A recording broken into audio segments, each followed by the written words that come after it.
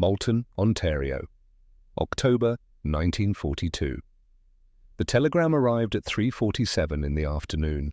Malcolm Thorne held it in both hands, reading the words a third time, hoping the meaning would somehow change. It didn't. Lysander production standards unacceptable, contract terminated, Canadian industrial capacity inadequate for modern military aviation. Air Ministry, London. 42 years old, a lifetime of engineering reduced to 14 words on yellowed paper. Behind him, the National Steel Car factory floor stretched into shadow. 200 workers stood motionless beside half-assembled Lysander reconnaissance aircraft. Fuselages hung from overhead cranes like metal carcasses. Wing sections lay scattered across workbenches. 3 years of effort, hundreds of thousands of dollars, all of it worthless. The nearest aircraft beckoned. Malcolm approached slowly, as one might approach a casket. His palm found the aluminum skin, still warm from welding. Rivet lines pressed against his hand, each one a small failure multiplied across an entire production run. The Air Ministry inspectors had catalogued them all. Misaligned spars, inconsistent tolerances, hydraulic fittings that leaked under pressure. The British had been polite about it, devastatingly polite. Perhaps Canada is better suited to supplying raw materials, lumber, aluminum ore, simple components. Eyes closed, Malcolm could still hear the inspector's voice, that carefully neutral tone somehow carrying more contempt than any insult. A hand touched his shoulder. Arthur Bennett, the plant foreman, stood beside him, 60 years old, knuckles scarred from 4 decades of factory work. "They're waiting for you to say something," Arthur said quietly. Past the foreman, 200 faces watched, 200 families dependent on wages that would stop at the end of the week. Malcolm had promised them this contract would run for years. Promised them purpose, pride, a chance to build something that mattered. "Tell them to go home, we're done here." That night, Malcolm sat in his kitchen. Darkness filled the house. Clara had taken their son Daniel to her sister's place. A note lay on the table. 4 lines. The last one, cut deepest. "Daniel asked me today if his father was a failure. I didn't know what to tell him." Staring at the note until the words blurred. 14 years old. 14. The age when a boy decides who his father really is. The age when heroes become men, or men become disappointments. 3 weeks ago, he'd missed Daniel's birthday. 16-hour shifts trying to save the Lysander contract, trying to prove the inspectors wrong. A promise to make it up later. Build something together, show him that engineering meant something, that building things with your hands, with your mind, mattered. Now his son thought he was a failure, because he was.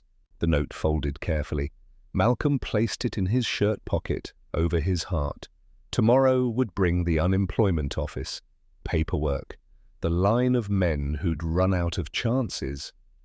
At 42, too old to start over, too old to matter. 11:37 that night. The phone rang. Factory men answer phones at midnight. Midnight calls mean accidents, injuries, fires, things requiring immediate decisions. Thorne residence. "Malcolm, it's Garrett Holloway," straightening in the chair. "The Minister of Munitions and Supply, a man who commanded war production for an entire nation, a man with no reason to call a failed factory manager at midnight. Mr. Minister, I need you at Parliament tomorrow morning, 8 o'clock. Sir, I'm not sure. The government is assuming control of the Malton plant. We're expropriating National Steel Car. You're going to build Lancasters." Silence on the line, heartbeat audible in the quiet kitchen. The Air Ministry said, "I know what they said, that's why I'm calling you. 8 o'clock, Malcolm, don't be late." The line went dead, holding the receiver. Outside, November wind rattled kitchen windows. Inside, something shifted. A weight he'd carried for 3 years suddenly multiplied. The British said Canada couldn't build precision aircraft. Tomorrow, the government would ask him to prove them wrong, or confirm they'd been right all along. Parliament Hill, Ottawa, November 4th, 1942, 8 a.m. Garrett Holloway stood behind his desk like a general surveying a battlefield. 55 years old, silver hair, eyes that had sent men to factories and to war. No seat offered.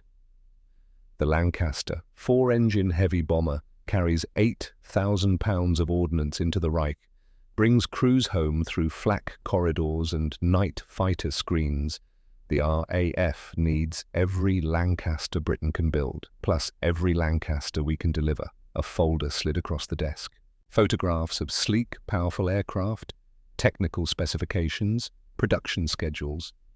We've acquired complete blueprints from Avro, full technical support from British liaison officers, access to supply chains across North America.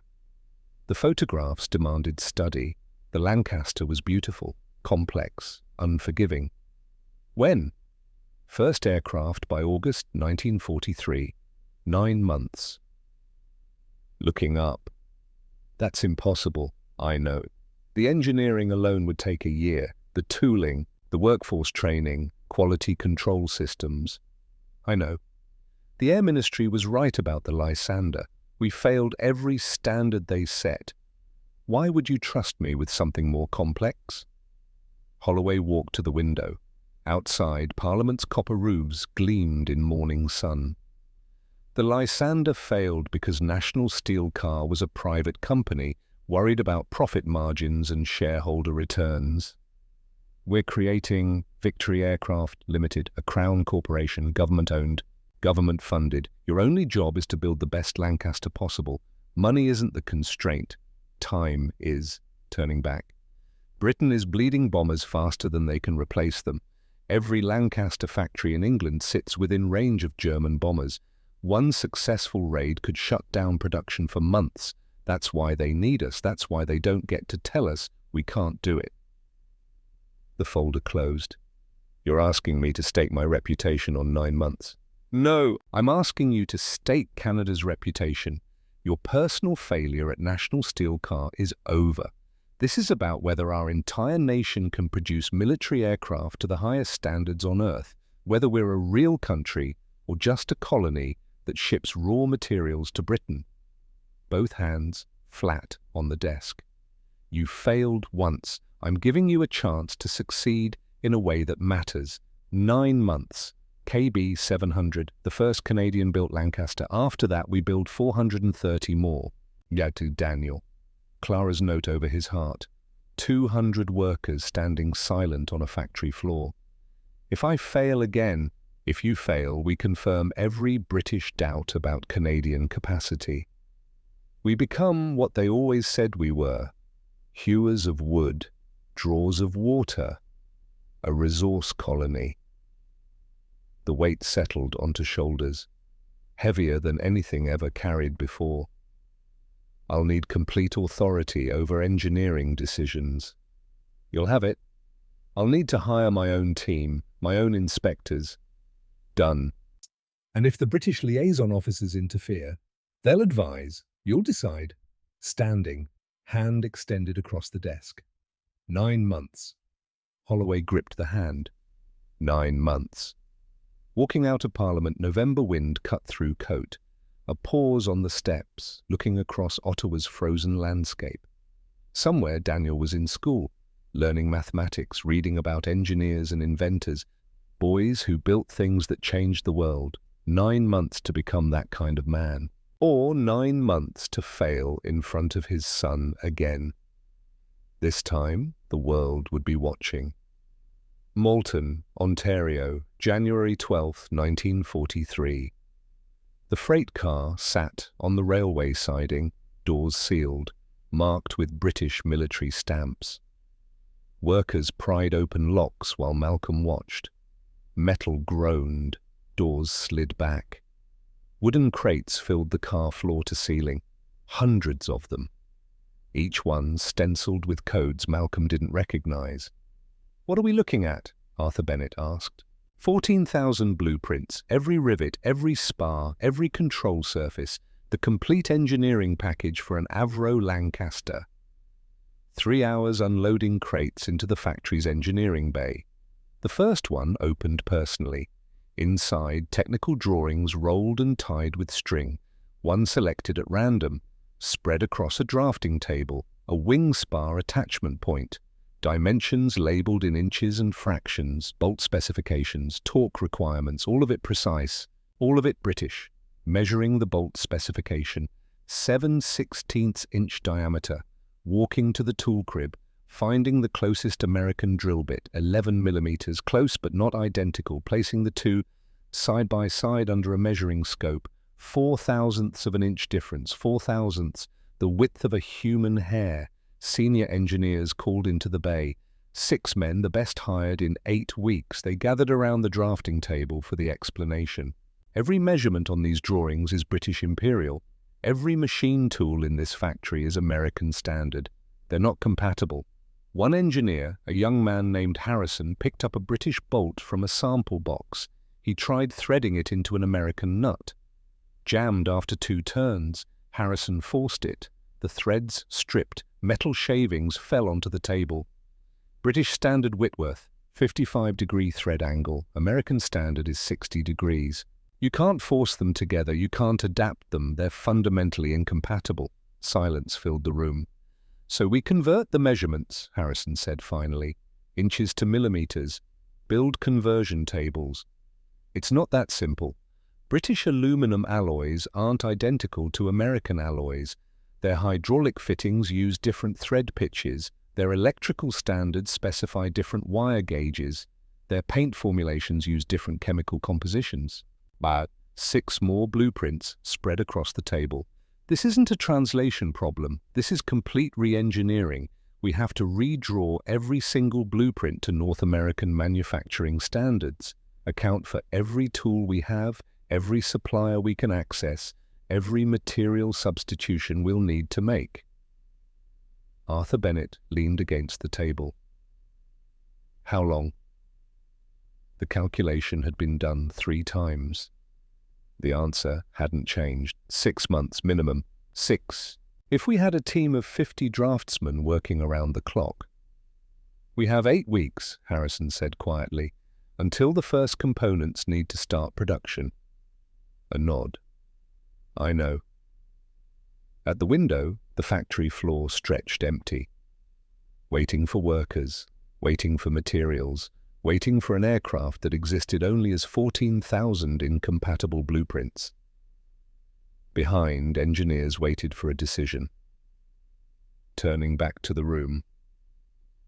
We're going to redraw every blueprint, all 14,000. We have 12 weeks. That means we complete drawings 10 times faster than possible. Harrison stared. That's insane. Yes. We'll be working 18-hour days, 7 days a week. Yes. Even then, we'll probably fail. Hands found the table edge.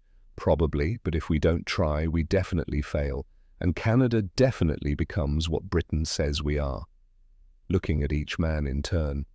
I need volunteers, not orders. This will cost you time with your families, sleep, health, maybe your sanity. I can't promise success. I can only promise that if we succeed, we build something that proves our country belongs in the aerospace age. The engineers looked at each other. Harrison spoke first. I'm in. One by one, the others nodded. The weight shifted, heavier, but now shared. Then we start tonight. We have 12 weeks to do 6 months of work. The British said it's impossible. Let's prove them wrong. They work through the night, and the next night, and the night after that, 4 hours of sleep, sometimes 3, missing Daniel's school play, missing Clara's birthday, missing Sunday dinners. The note in the shirt pocket became worn at the folds. Daniel asked me if his father was a failure. Every night, wondering if this was the same mistake again. Sacrificing family for work, missing the moments that mattered. But every morning, walking into the engineering bay and seeing progress, stacks of completed drawings growing. British measurements becoming American. Impossible becoming possible. 12 weeks became 8, then 4, then 2. April 3rd, 1943. The final blueprint spread across the desk. A tail assembly diagram. The last of 14,000 drawings. Signature. Date. Added to the stack. Complete. Walking out of the engineering bay into dawn light. The factory floor empty. Silent. Waiting. Behind, 6 engineers slept at their desks, exhausted, triumphant, driving home, Clara making breakfast. She looked up when he entered, surprise crossing her face. "You're home early." "We finished. The blueprints are done," setting down her coffee cup.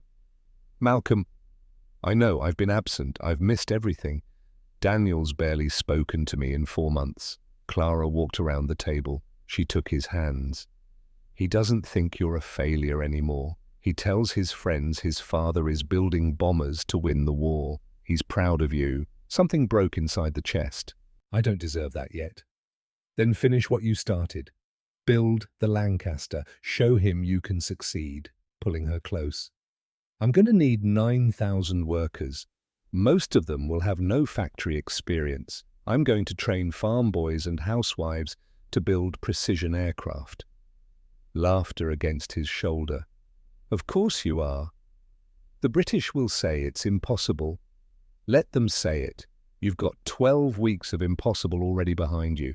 I'm holding her until morning light filled the kitchen, until breathing came easier, then driving back to Malton, 9,000 workers to find, an aircraft to build, and a son watching to see if his father would finally succeed. Malton, Ontario, July 18th, 1943. The fuselage section hung from the overhead crane, rotating slowly in afternoon light. Walking around it, eyes tracking every rivet line, every seam, every surface, beautiful, nearly perfect, nearly. The British liaison officer's inspection report had arrived that morning. Group Captain Wesley, sent from Woodford to verify Canadian production standards. The report sat on the desk, 3 pages, professional, thorough, devastating. Arthur Bennett called into the office. Door closed. "The rivet spacing is wrong. On 18 completed fuselage sections, the pattern doesn't match British standard specifications." Arthur's face went pale. "How wrong?" 3 millimeters off on primary stress points, within American aircraft tolerances, outside Lancaster specifications. "Jesus, how much?" $42,000 in scrapped aluminum. 2 weeks of production time. Arthur sat down heavily. "Which crews?" "Henderson's team, Patterson's team, the new hires from the April training class." "We fire them?" "No," looking up. "Malcolm, $42,000, I know the number. I also know those workers followed the training we gave them. The error is ours, not theirs. We didn't catch the discrepancy in quality control." At the window, the factory floor buzzed with activity. Hundreds of workers, most hired in the past 4 months. Farm boys who'd never held a rivet gun, women who'd spent their lives in kitchens and fields, all learning precision aerospace manufacturing, all trying their best. Garrett Holloway wants heads. He called this morning. Wants me to fire the team leaders, make an example, show we're serious about quality. So that's exactly what National Steel Car did with the Lysander. Blame the workers, fire people, create fear. It didn't work then, it won't work now. Turning from the window. "We're going to implement a shadow inspection system. Every 3rd rivet line gets checked by a 2nd worker before the section moves to the next station. Every critical stress point gets verified by a senior inspector. We catch errors in real time, not after completion.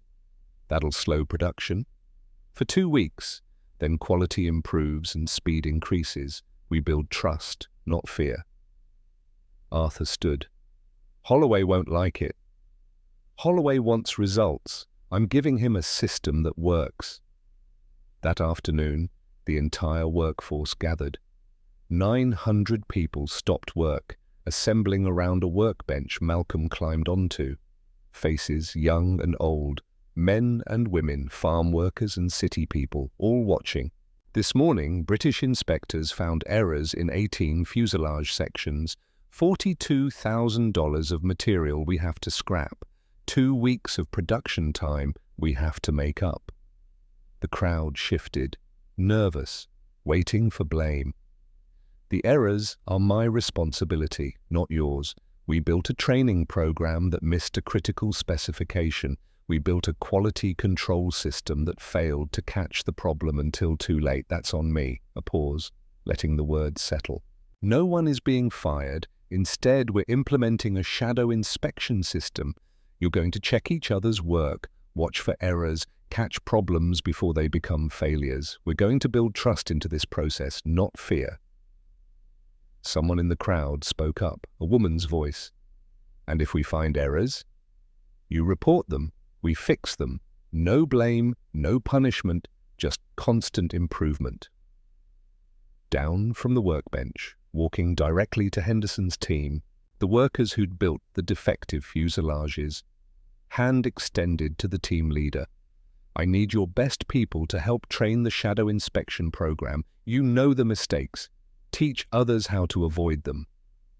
Henderson stared at the hand, then gripped it. Yes, sir. Back to the office, door closed, head in hands at the desk. $42,000, 2 weeks, Garrett Holloway's warning still echoing. If you fail, we confirm every British doubt, but no one fired, no fear created. National Steel Cars mistakes not repeated. The phone rang. Thorne? It's Holloway. I heard about the fuselage problem. Yes, sir.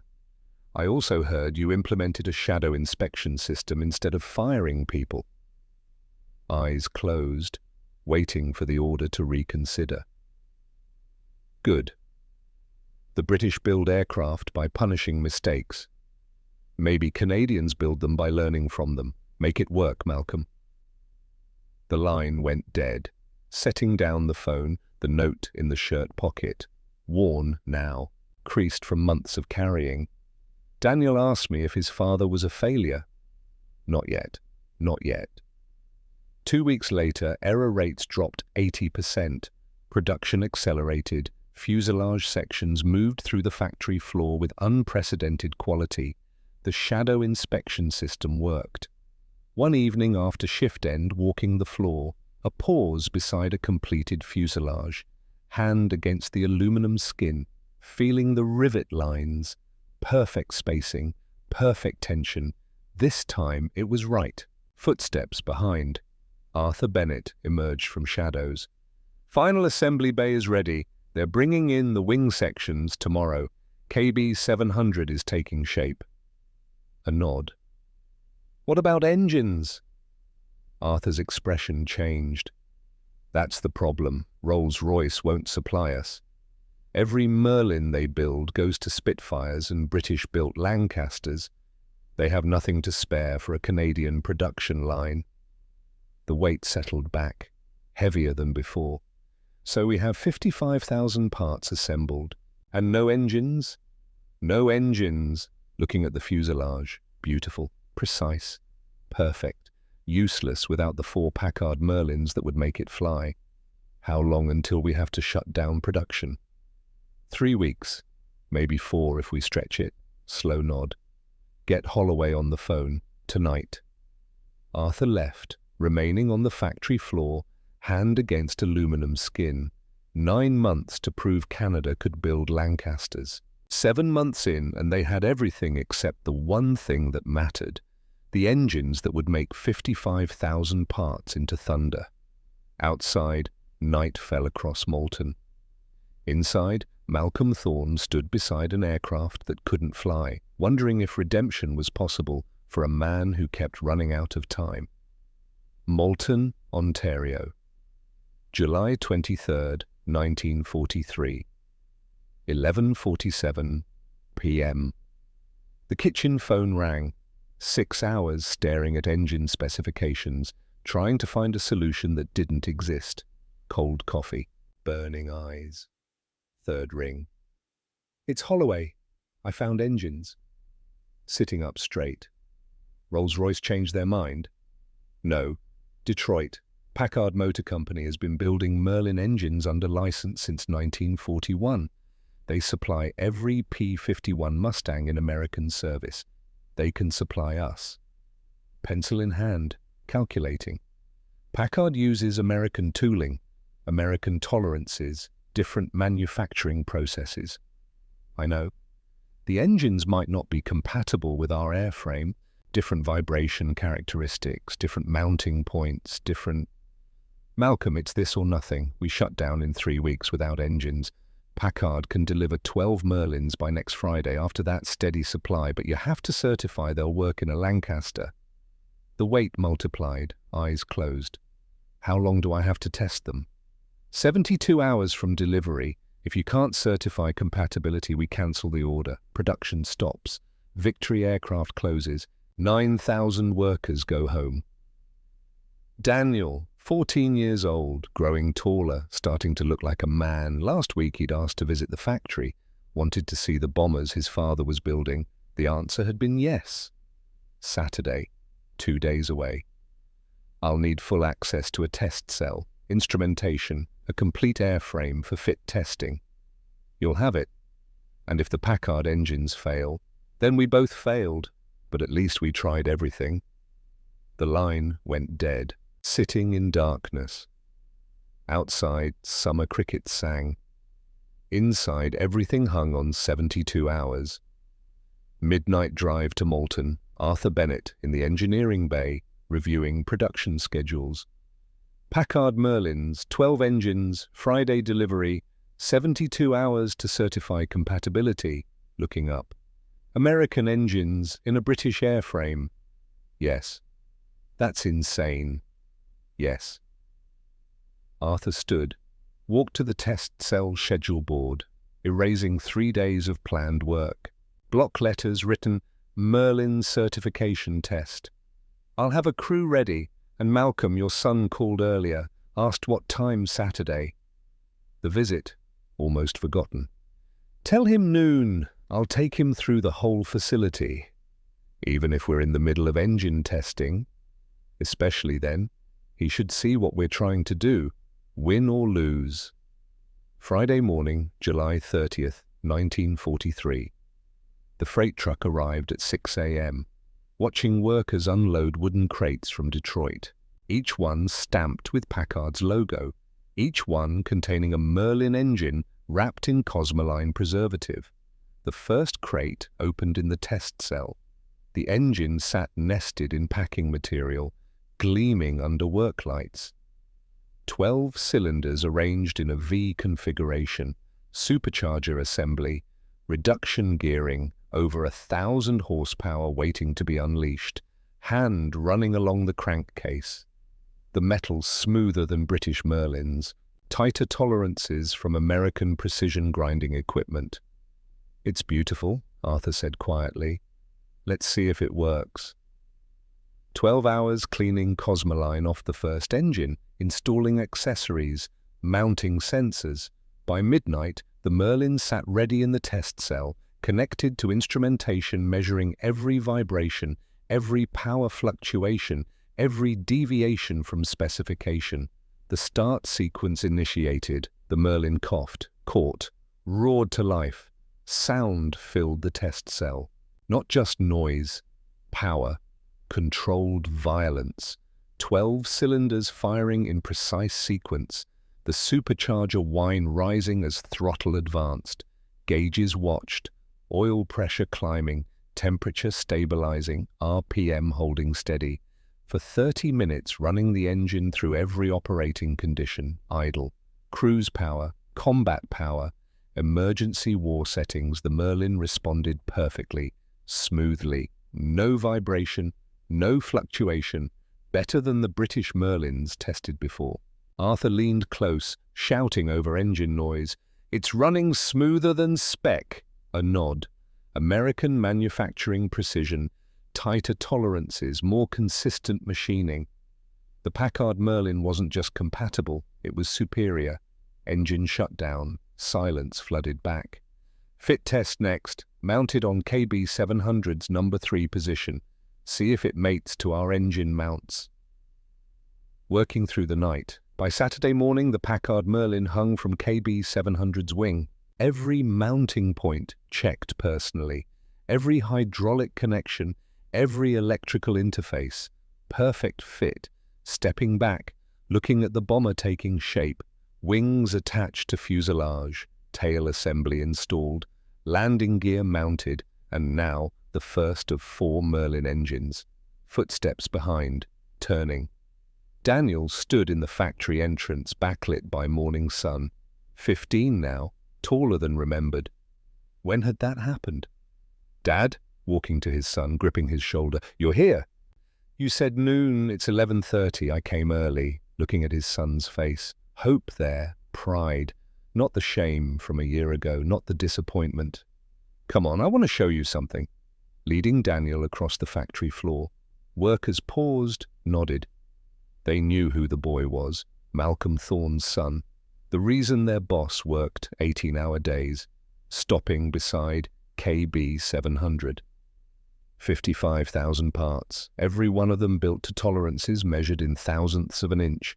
Every rivet, every spar, every control surface. Daniel reached out, touched the fuselage. You really built this? We built it, 9,000 people. Most of them had never worked in a factory before. Farm workers, housewives, teenagers. They learned precision manufacturing in 3 weeks and built an aircraft the British said was impossible. Looking up at the bomber. When does it fly? Soon. We're testing engines now, the Packard Merlins from Detroit. Are they good? A smile. They're better than good. They're better than British. Eyes widening. Really? Really? American precision? Tighter tolerances. The British won't like hearing it, but facts are facts. Walking around KB700 together, explaining wing construction, showing the hydraulic systems, the gun turrets, the bomb bay that would carry 8,000 pounds of ordnance. This will bomb Germany? Daniel asked. That's the plan. Will people die? Stopping, looking at his son, 15 years old enough to understand, old enough to know war wasn't glory. Yes, German civilians, German soldiers, maybe the crew flying this aircraft. War kills people, that's what makes it terrible. Then why build it? Because if we don't, more people die. Hitler won't stop unless we stop him, and stopping him requires tools, weapons, aircraft that can reach into the heart of the Reich and destroy his ability to make war. Daniel touched the fuselage again. The British said you couldn't do it. Yes, but you did. We haven't flown it yet. You will. Something breaking inside the chest, the same feeling as when Clara said Daniel was proud, the weight lifting slightly. I failed before. The Lysander. I promised workers and investors we'd succeed. We didn't. People lost jobs, lost money, lost faith in me. But you're succeeding now. Maybe, or maybe I'm about to fail again. Bigger this time, 9,000 workers, national reputation, everything. Looking up. Mum says you work too much because you're afraid of failing. Your mother is very perceptive. She also says you work too much because you care too much. That you can't build something this important and not give it everything. Pulling his son close, holding him. I'm sorry I've been absent. Build the Lancaster, Dad, prove them wrong, then come home. Standing together beside KB700 for another hour, explaining engineering principles, showing stress calculations, teaching how to read blueprints, and for the first time in a year, feeling like a father instead of a failure. That night, signing the certification paperwork, Packard Merlin engines approved for Canadian Lancaster production. Garrett Holloway received the telegram at midnight. 3 weeks later, all 4 engines hung from KB700's wings, August 1st, 1943, 5:47 a.m., standing beside the runway. Dawn light spread across Moulton's flat landscape. Mist rose from grass. The air smelled like summer and aviation fuel. KB700 sat on the apron, engines cowled, propellers installed, landing gear extended, a complete Lancaster bomber. The first aircraft built in Canada to British precision standards, maybe. Squadron leader Preston Blackwood walked across the tarmac. 31 years old, RAF uniform. Face that had seen combat over Europe. Eyes that had watched good aircraft and bad aircraft die, stopping in front of Malcolm. "This the Canadian special?" Preston asked, Oxford accent, pure skepticism in the tone. "Lancaster Mark X, Canadian built, American engines, British design. Mongrel aircraft, then. Call it what you want. It flies today." Preston walked around KB700, touching the wing, checking control surfaces, looking into wheel wells. "Your ground crew found a problem. Engine instruments aren't working. No oil pressure gauges, no temperature readings. You'll be flying blind." Stomach dropping. "We can fix it. Give us 3 hours." "No time. Holloway wants this aircraft in the air today. Test flight scheduled for 0800. That's 13 minutes. You can't fly without instruments." Preston climbed the ladder into KB700's cockpit, settling into the pilot seat. "Watch me." The impulse to stop him, to order the test cancelled. 3 months ago that would have happened. Still trying to control everything, still trying to prevent failure through caution, but now understanding. Sometimes you had to trust the aircraft you built. Preston started engines. One by one, the Packard Merlins caught, roared, settled into synchronized idle. The sound rolled across the airfield. 4 12-cylinder engines producing 5,000 combined horsepower. Thunder, real thunder. Watching Preston taxi to the runway, watching him advance throttles, watching KB700 accelerate down concrete. 95 miles per hour. Preston pulled back on the yoke. KB700's wheels left the ground. The Lancaster climbed into morning sky. Gear retracting, wings level, engines synchronized perfectly, rooted to the spot, unable to move, unable to breathe. For 47 minutes, Preston flew KB700 through every test maneuver, climbs, turns, high-speed runs, gear cycling. The bomber responded flawlessly. 847. KB700 touched down. Smooth landing. Preston taxied back to the apron, shut down engines. Silence flooded across Moulton. Preston climbed out, walked over, extended his hand. "She flies like a British Lancaster." Then a pause. "No, she flies better, smoother, less vibration. Your Packard engines are superior to our Rolls-Royce units." Taking his hand, unable to speak. "I apologize. I came here expecting failure, colonial incompetence. I found precision engineering. Your workers built this aircraft to standards that match or exceed anything coming out of Woodford." Tears on face, not caring. "The instruments made no difference. The aircraft told me everything through control feel, vibration, sound. You built a Lancaster that communicates with its pilot. That's engineering excellence." Preston saluted, walked away, standing beside KB700, both hands against the fuselage, feeling the aluminum still warm from flight. 3 years. 3 years since the Lysander failure, 3 years of humiliation and doubt. Today, vindication. Behind, footsteps, turning. Daniel stood there, Clara beside him. They'd driven up from Toronto to watch the test flight. "Did we miss it?" Clara asked. "You missed the flight. You're here for the important part." Daniel ran forward. Malcolm lifted him, 15 years old, almost too big to lift, nearly a man, but holding him anyway. "It flew, Daniel. KB700 flew, and the British pilot said we built it better than Britain," face buried in shoulder. "I knew you could do it." "So did I, eventually." Clara joined them. The 3 of them standing beside the aircraft, that proved Canada could build precision machinery. That proved Malcolm Thorne could succeed. That proved redemption was possible. August 6, 1943. Noon. 9,000 workers assembled outside the Molten factory.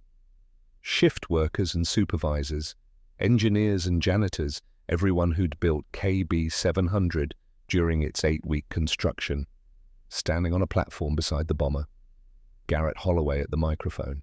The minister spoke about national pride, strategic importance, Canada's contribution to the Allied war effort. 7 minutes of political speech, then a pause. This aircraft will prove that Canadian workers can match any standard of precision and quality in the world. The crowd erupted, cheering, clapping. 9,000 voices raised in triumph. A young woman stepped forward. Someone from final assembly, name unknown. She carried a Coca-Cola bottle, not champagne, not wine, Coca-Cola. Working class, North American, unpretentious. She approached KB700's nose, raised the bottle, smashed it against the strut. Glass and cola sprayed across aluminum. "I christen thee Ruhr Express," she shouted. The crowd roared louder, watching from the platform, watching 9,000 people celebrate an aircraft they'd built together, watching them claim ownership, pride, identity. The thought had been this was about building a bomber, about proving British skeptics wrong, about redeeming personal failure. But standing there, watching faces, understanding arrived. This was about a nation learning it could build anything, do anything, be anything. Canada wasn't a colony anymore, wasn't just resources and raw materials. Canada was precision, excellence, pride, and KB 700 was proof. September the 15th, 1943, Prestwick, Scotland, KB 700 landed after the transatlantic ferry flight. British ground crews swarmed the aircraft, inspecting, measuring, searching for defects. They found none. The bomber was assigned to 419 Squadron RCAF at Middleton, St. George. Combat operations over Europe. Telegrams received, each mission logged, each success recorded. Mission 1, Cologne, October 2nd, KB 700 returned undamaged. Mission 5, Hamburg, November 18th, minor flak damage, repaired overnight. Mission 10, Berlin, January 1944, heavy fighter attacks. KB 700 brought crew home. Every mission tracked, every sortie, every bomb dropped. But also tracking the losses. Of 430 Lancasters built at Molten, 163 were destroyed in combat or accidents. Each lost aircraft represented 7 crew members. The mathematics were brutal. 1,141 men dead. The machines that killed them built here. The logic was known, the necessity understood. Without bombers, the war lasted longer. More civilians died, more soldiers died. The calculus of war demanded sacrifice, but logic didn't ease guilt. Every telegram reporting a lost Lancaster carried 7 names: pilot, navigator, bomb aimer, wireless operator, flight engineer, 2 gunners, every name read, a list kept, trying to remember they'd volunteered. They'd known the risks, it didn't help. January 2nd, 1945, 11:37 p.m. The telegram arrived at home. Clara brought it to the study. It's about KB 700. Hands shaking, opening it. Mission 49, complete. Nuremberg Rail Yards, KB 700, returned Middleton Street, George. Minor damage, crew safe. 0 casualties, reading it 3 times. 49 missions, 0 crew deaths. KB 700 had brought every man home across 16 months of combat. Walking to the study window, looking out at January snow, 49 missions. The aircraft built here, the engineering, the precision manufacturing, every crew member who'd flown KB 700 had walked away alive, not killed by this machine, Protected by it, the weight lifted just slightly, the gilt remained. 163 Lancasters lost, 1,141 dead. But KB-700, the first aircraft, the bomber that proved Canada could build precision machinery, that one brought everyone home, sleeping that night, really sleeping, for the first time in months. The phone rang at 2:13 a.m., answering, half asleep, not expecting what came next. "Mr. Thorne, this is the Air Ministry duty officer. I'm calling about KB-700, sitting up. What happened?" "The aircraft was destroyed this morning, January 3rd, 0200 hours, landing accident at Middleton Street, George." The room spun. "The crew? All survived. They walked away. But the aircraft is total loss." Gripping the phone. "What happened?" "Hydraulic failure on landing rollout. The bomber veered off the runway, struck a construction trencher, forward fuselage destroyed, airframe broke at the wing joint." Silence on the line. "Mr. Thorne?" 49 missions. Survived 49 combat missions, killed by a drainage ditch." "Yes, sir, I'm sorry. The aircraft served with distinction." The line went dead, sitting in darkness. Clara's hand found the shoulder. "What is it?" "KB-700 is gone, not destroyed by the Luftwaffe, destroyed by a hydraulic line and a construction trencher." Clara sat beside him. "The crew?" "Alive, all of them. Walked away." Sitting together until dawn, thinking about irony, about fate, about 55,000 parts assembled with precision and care. KB-700 had survived everything Germany could throw at it. Flak over the Ruhr, fighters over Berlin, mechanical failures at altitude, destroyed by equipment failure on a peaceful English runway. But the crew lived. 7 men who'd flown 49 missions in KB-700. 7 men who'd trusted this engineering with their lives. They'd walked away. Maybe that was the real measure of success, and not that the aircraft survived. That the men did. Standing, walking to the study, pulling out the worn note from the shirt pocket. "Daniel asked me if his father was a failure." Tearing it into pieces, dropping them in the trash.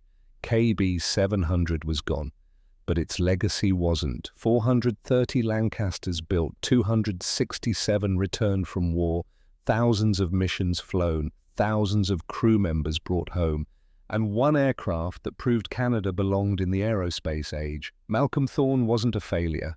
He was the man who built thunder, and thunder doesn't apologize for being loud.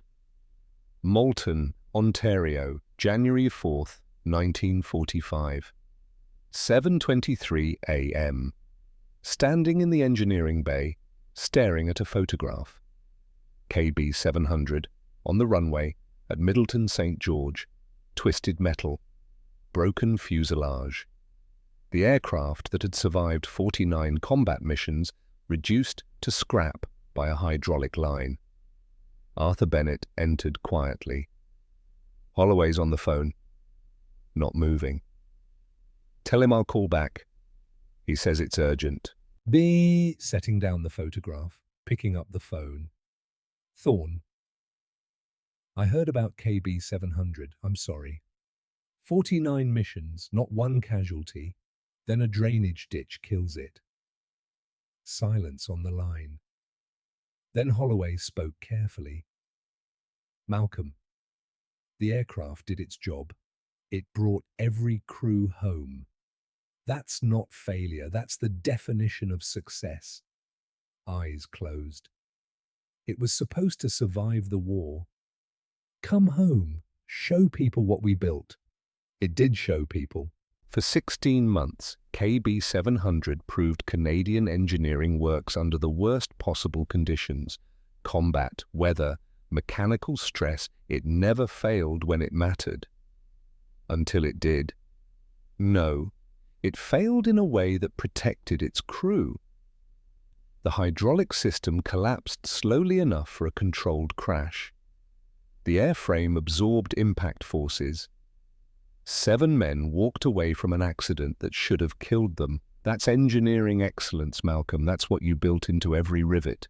Eyes opening, looking at the photograph again, the nose crushed, the back broken, but the crew compartment intact, deformed but not penetrated. The structure had done exactly what it was designed to do: protect human life, even in catastrophic failure. How many missions total? Across all 430 Lancasters, over 15,000 sorties. We lost 163 aircraft, but the loss rate is lower than British-built Lancasters. Your precision manufacturing made a difference. The shadow inspection system, the extra hours, the obsessive attention to rivet spacing and tolerance specifications, 1,141 men dead. But how many lived because of that precision? The war's almost over. Germany is collapsing. We'll start bringing the Lancasters home in a few months. Most of them will go straight into storage. The RCAF has no peacetime need for heavy bombers. And victory aircraft? We'll talk about that when the war ends. For now, keep building. We have contracts through May. The line went dead. Walking onto the factory floor. Production continued. KB701 through KB430. Wings being attached. Engines installed. The assembly line that had once taken 8 weeks per aircraft now produced a complete Lancaster every 24 hours.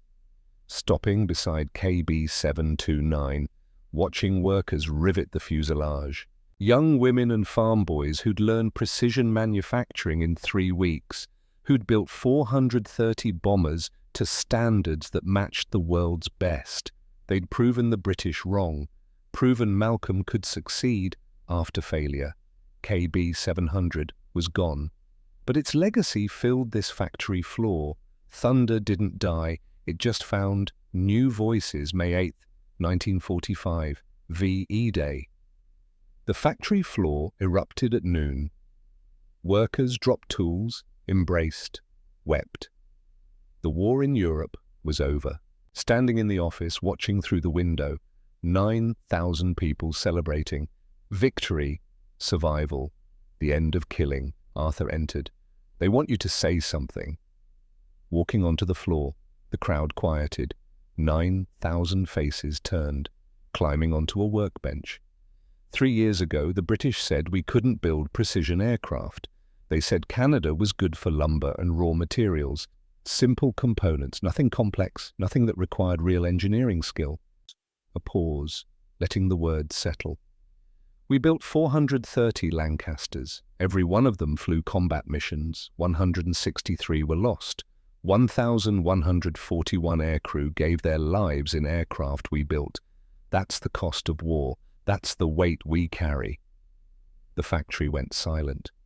But we also brought thousands home. Our Lancasters had lower loss rates than British-built aircraft. Our precision mattered. Your work mattered. You saved lives by building things right, looking across the faces. The British were wrong about you, they were wrong about Canada, and we proved it with aluminum and rivets and engines that turned precision into thunder. The crowd erupted again. This time not just celebration, pride. Down from the workbench. Back to the office. 3 days later, the telegram arrived. All military contracts terminated, effective August 1st. Victory aircraft to be dissolved, facility to close. Workers to be released, reading it twice, then calling Arthur. Layoff notices go out tomorrow, 9,000 people. The government's done with us. Arthur sat heavily. What about you? I'm 45 years old. I'll find something. Engineering, consulting maybe, or go back to automotive. That's not what I asked, looking out the window. The factory floor still buzzing with VE Day celebration. They didn't know yet. Didn't know that in 3 months this would all be empty. I don't know.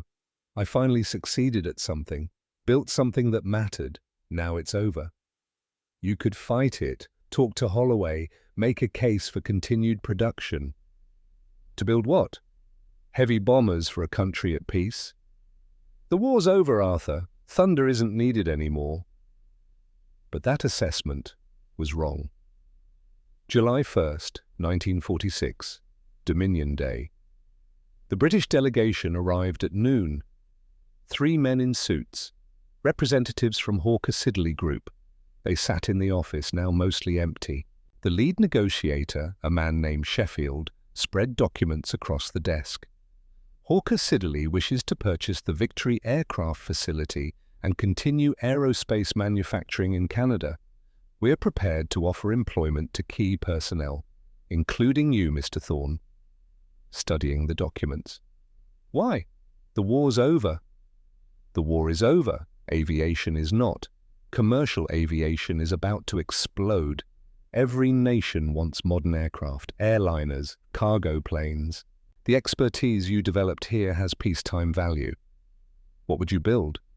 Initially, we're not sure, but we have engineering talent in Britain. You have manufacturing capability here. Together, we could develop something revolutionary. Sheffield leaned forward. You proved Canada can build precision aircraft. Now prove Canada can design them. Daniel, 18 years old now, interested in engineering, talking about university, following his father's path. I'd want full engineering authority. Design decisions made here, not in Britain. Agreed. And I'd want to hire back the best workers from Victory Aircraft, the ones who learned what precision means. You'll have budget for that. Signing the papers that afternoon. Victory Aircraft died. Avro Canada was born. And Malcolm Thorne got his second chance at building something that mattered. August 10th, 1949, Moulton Airport. The C-102 jetliner sat on the runway, sleek, modern, powered by jet engines instead of propellers, designed entirely in Canada, built by workers who'd learnt their trade, building Lancasters, standing beside the aircraft. 51 years old now, grey at the temples, but hands steady. Daniel stood beside him, 21, engineering degree from University of Toronto, junior engineer at Avro Canada. It's beautiful, Daniel said. It's revolutionary. First regional jet airliner in the world. We beat the British Comet into the air. The test pilot climbed into the cockpit, started engines. The whine of turbojets replaced the roar of Merlins. Different sound. Same thunder. The jetliner accelerated down the runway, lifted into August sky, watching it climb, watching Canadian innovation prove itself again. We're not a colony anymore, spoken quietly. Daniel's hand on his father's shoulder. We never were. We just had to prove it. The jetliner flew for 53 minutes. Perfect performance. Every system nominal. When it landed, knowledge arrived. Canada had arrived, not just as a manufacturer following British designs, as an innovator creating the future. 4 years later, the CF-100 Canuck flew, Canada's first domestically designed fighter jet, 562 built, everyone assembled by workers who remembered how to build precision into aluminum, walking those production lines, seeing the same faces from Victory Aircraft, older now, more experienced, still proud. We built Lancasters, one worker told him. These fighters are easy, a smile. Nothing worth building is easy. Then we must be building something worth a damn. November 17th, 1953. Avro Canada Engineering Bay. Studying blueprints spread across drafting tables, the most ambitious aircraft design Canada had ever attempted. Mach 2 interceptor, delta wing, advanced flight controls, revolutionary in every aspect, CF-105 Arrow. Daniel worked beside him now, 25 years old, lead structural engineer, carrying forward his father's obsession with precision. The Americans don't think we can build this, Daniel said. The British didn't think we could build Lancasters. This is different. This is designing from scratch, not following blueprints, creating them. Looking at his son, seeing himself at that age, before failure, before redemption, still believing engineering could change the world. Let me tell you about KB-700, the first Lancaster we built. It flew 49 combat missions, never lost a crew member. Then it was destroyed by a hydraulic failure and a drainage ditch. Daniel waited. I thought that was failure. Thought I'd built something that couldn't survive. But I was wrong. KB-700 succeeded because it protected its crew even when it broke. The structure absorbed impact, the design saved lives. Tapping the Arrow blueprints. This aircraft will be the same. We build protection into every rivet, speed into every curve, excellence into every system, and if people doubt we can do it, we prove them wrong with results. They worked for 5 years. Malcolm, now 58, Daniel, 30, side by side. Father and son building the future. The Arrow first flew in 1958. Test pilots called it the finest aircraft they'd ever flown. Mach 2 capable, agile, beautiful, everything the British had said Canada couldn't build. Standing on the runway, watching the Arrow cut through sky, remembering standing beside KB-700, remembering the weight of doubt. This time, no doubt. Only pride. Canada had proven itself again. And Malcolm Thorne had finally become the engineer his son always believed him to be. February the 20th, 1959. 11:47 a.m. Sitting in the Avro Canada boardroom. 59 years old, chief consulting engineer.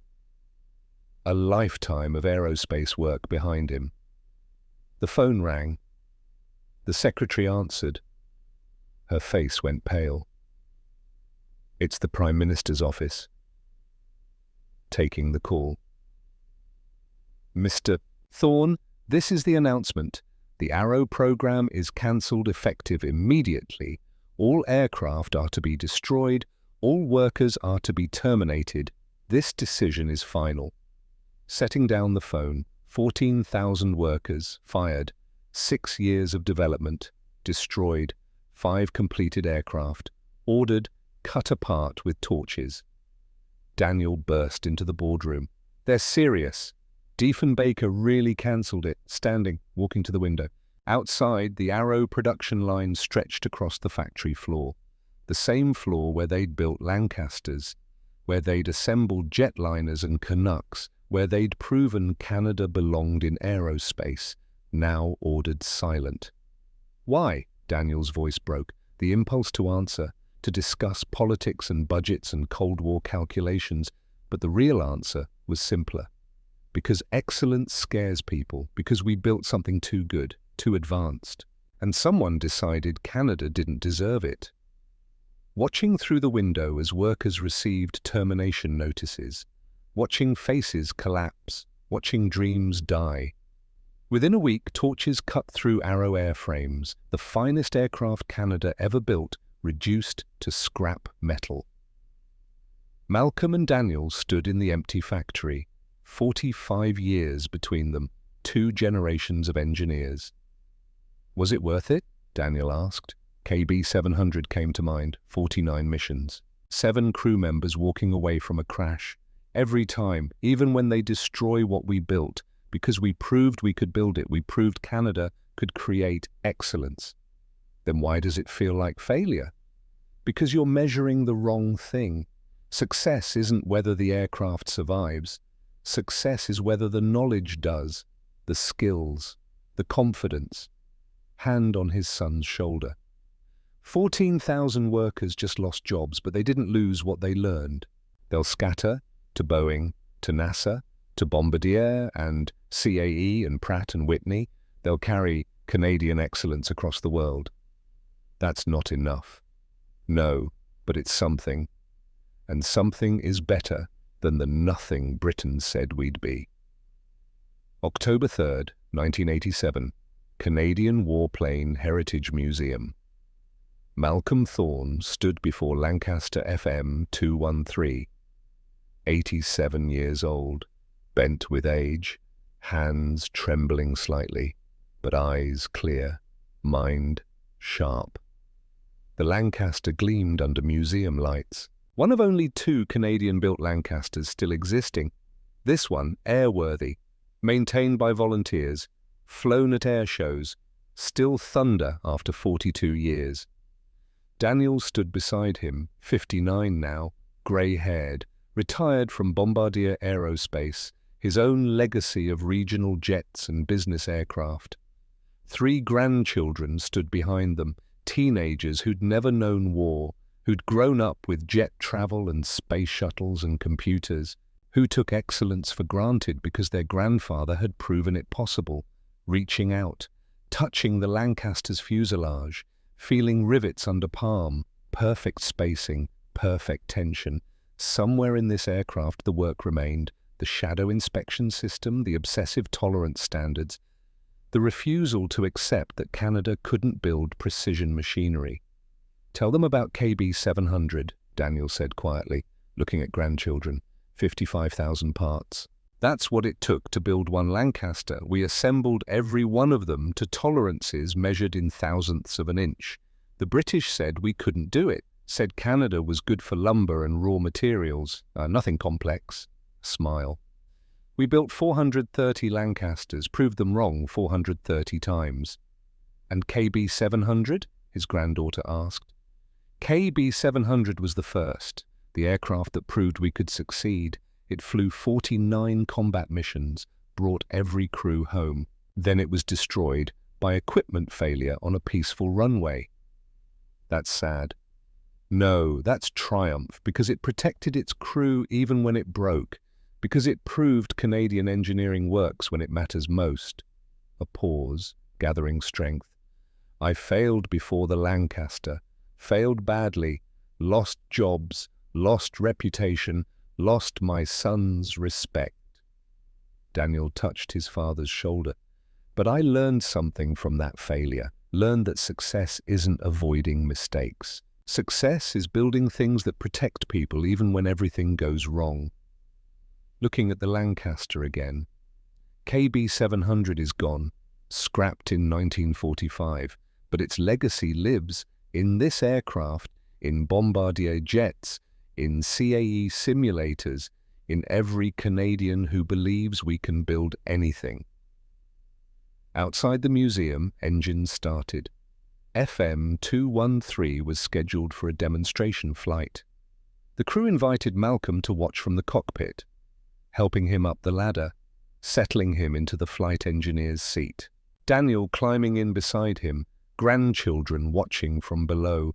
4 Merlin engines roared to life, the same sound heard 44 years ago, when KB700 first flew, when Preston Blackwood had said it was better than British, when redemption had finally arrived. FM 213 taxied to the runway. Advanced throttles, accelerated, feeling the aircraft lift, feeling wheels leave ground, feeling 55,000 parts working in perfect harmony, eyes closed, remembering everything.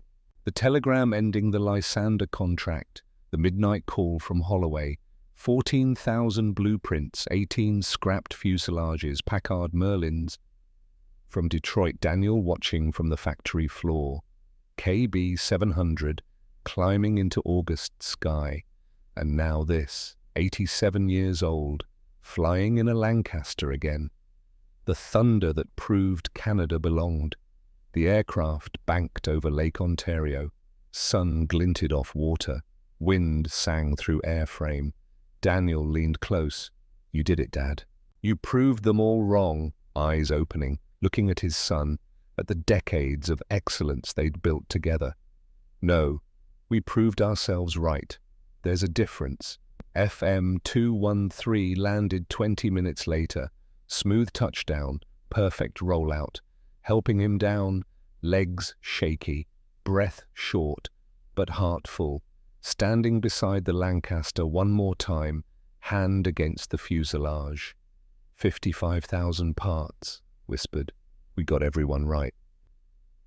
Men behind, the museum tour guide was explaining to visitors, talking about Victory aircraft, about Canadian aerospace history, about the men and women who'd built precision bombers in 9 months, about Malcolm Thorne, the engineer who'd failed, then succeeded, then changed a nation. Daniel took his father's arm, leading him toward the parking lot. Ready to go home? Looking back at the Lancaster one more time, hearing the Merlins ticking as they cooled, hearing the sound that had defined his life. Thunder. Yes, but I'll hear it tomorrow, and the day after. Thunder doesn't fade, it just waits for the next storm. Driving away from the museum. Malcolm dozed in the passenger seat, dreaming of blueprints, of rivets, of 55,000 parts assembled with love and precision and stubborn Canadian pride. He died 3 months later. Peacefully, in his sleep, but his legacy lived in every Bombardier jet crossing oceans, in every CAE simulator training pilots, in every Pratt and Whitney turbine powering aircraft across the world, in Daniel's children learning engineering, carrying forward the obsession with excellence, in Canada's aerospace industry, built on the foundation of men and women who'd proven that colonies could become innovators, that failure could become triumph, that thunder, once created, never really dies. It just echoes across generations, waiting for those brave enough to listen and build again.